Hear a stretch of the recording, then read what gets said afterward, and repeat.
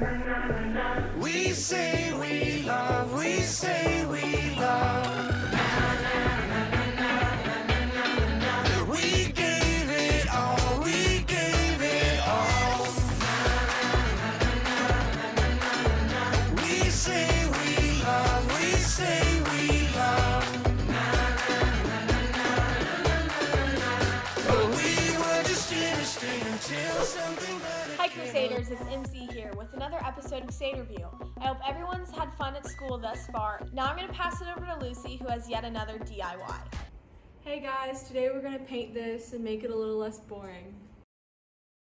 Now we get to mix the paint. I'm going to paint the bottom half light blue and the top half dark blue.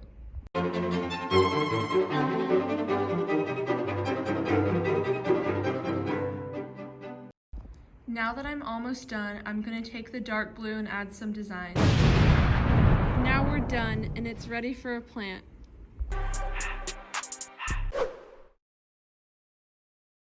Thanks, Lucy. Now to Lily, who has some information regarding charitable giving around Austin. Hi everyone!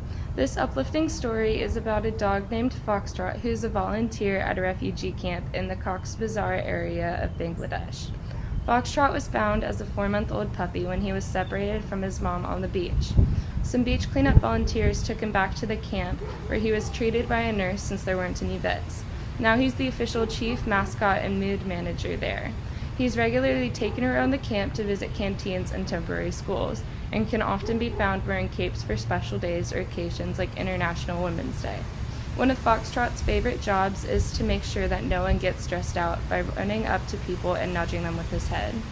Foxtrot is able to raise awareness about the issues the refugee people are facing and reach people that the World Food Program normally wouldn't be able to through his Instagram, humanitarian_pup. If you want to help your community like Foxtrot does, you can help dogs and cats at Austin Humane Society. Austin Humane Society has a great reputation, and they've done many food drives during COVID and have taken in animals that were owned and abandoned during the recent hurricane.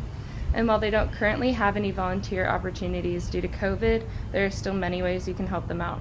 You can find them at austinhumanesociety.org. And now Joe with a review of the movie Knives Out. This past week, the varsity film class watched the 2019 murder mystery Knives Out. Knives Out is a whodunit written and directed by Oscar-nominated Rian Johnson that tells the story of the death of Harlan Thrombey, a famous mystery writer.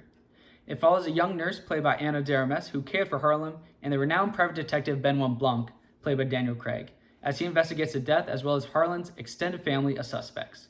With a star-studded cast and excellent direction, Knives Out offers a very unique and engaging movie experience. It's a carefully thought-out mystery with many twists and turns, but has plenty of humor to spare. It's a film that rewards the viewers who are paying attention, but doesn't leave behind the ones who aren't. While the film is an over-the-top murder mystery, it doesn't skip out on overarching themes about wealth and greed, immigration, and the goodness of heart. On behalf of the varsity film class, I would recommend this movie to anyone, and it is the perfect family movie for the holiday season.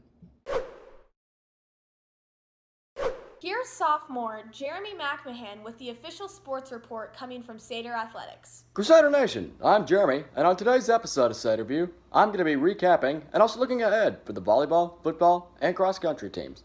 On the volleyball court, your Lady Crusaders fell to the Lady Bears of Brentwood Christian, 3-0. This loss snaps their 6-game winning streak and puts their record at 6-2 overall and 1-1 in district play. This also puts them in a 3-way tie for third place in TAPS 5A Division III, with Regents and Bernie Geneva. Up next for your Lady Crusaders, at the Carter, it's the Eagles of Bernie Geneva. The Eagles come in off a 3-0 victory against Regents with a record of 6-4 overall and 1-2 in district play. Please come out and support your Lady Crusaders if you can, versus Bernie Geneva. If not, please tune in on Vibe. I'm sure they'd appreciate it.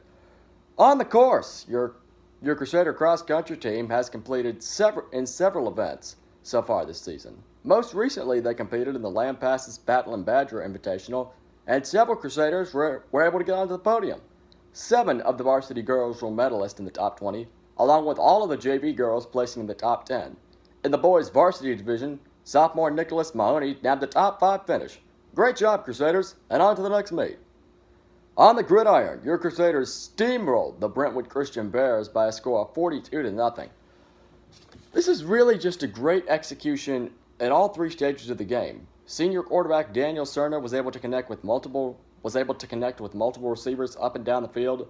The offensive line had excellent blocking with help, which led the way for some big plays, such as the 52-yard pass to Jack Esparza, the incredible 17-yard Joe Moreland one-hander touchdown pass, and Michael Milliner's big catch and run all the way down to the 9-yard line.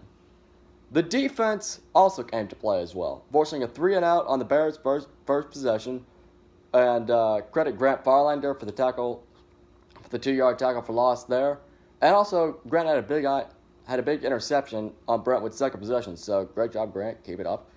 And really, this defense never looked back. They forced 5 turnovers, which was key to the Crusaders' shutout. This also marks the first defensive shutout of the Jeff Dykes era. So congratulations, Coach Dykes. Congratulations to the rest of your staff and your players. Great job. And now for everyone's favorite upperclassmen, Cole and Jack have yet another segment of Seder on the Street. All right, I'm Cole, and I'm here with Jack Esparza for another week of Seder on the Street. I know y'all are excited. I'll let Jack tell you what we're going to be asking this week. And we're asking people what they're going to be for Halloween. Allie, what do you want to be for Halloween? Harry Potter. You're a wizard, Harry. With Brody now? So, Brody, what are you dressing up for as Halloween this year? I'm gonna be Young Gravy. Yo, that's a good costume. You look a lot like Young Gravy. Thank you. Striking resemblance, to say the least. It's the hair. No, it's definitely the hair, or maybe the good looks. I don't know. It's hard to tell. You see me with sunglasses on. Lana, what do you want to be for Halloween? A flower, Wolverine, maybe Professor X, the Lorax, maybe, Rocket from Guardians of the Galaxy, Cactus, Rottweiler, Perry the Platypus, Cactus. I'm thinking Nacho Libre if that doesn't work out. A giraffe, maybe a cactus, or Patrick Star. Thank you. All right, so Lily, what do you want to be for Halloween? It's a good question. Thank you. I think I'm going to be Max Lemke. Recently, the crew of Sederview has sent out a poll to students asking them some questions that we've been dying to know. Those questions being, what is your favorite streaming service? Did you listen to music during the summer and over quarantine? And what is your favorite music genre? Let's check the statistics. For our first question, what is your favorite streaming service? No surprise here, 70% said Netflix, 8% had said Amazon Prime Video, and the remaining students said Hulu, HBO, or other.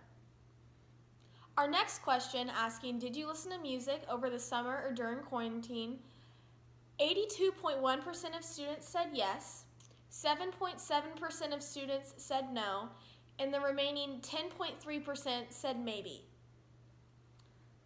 In our final question asking students, what is your favorite music genre? Country music won with a staggering 33.3%. 17.9% of students said other.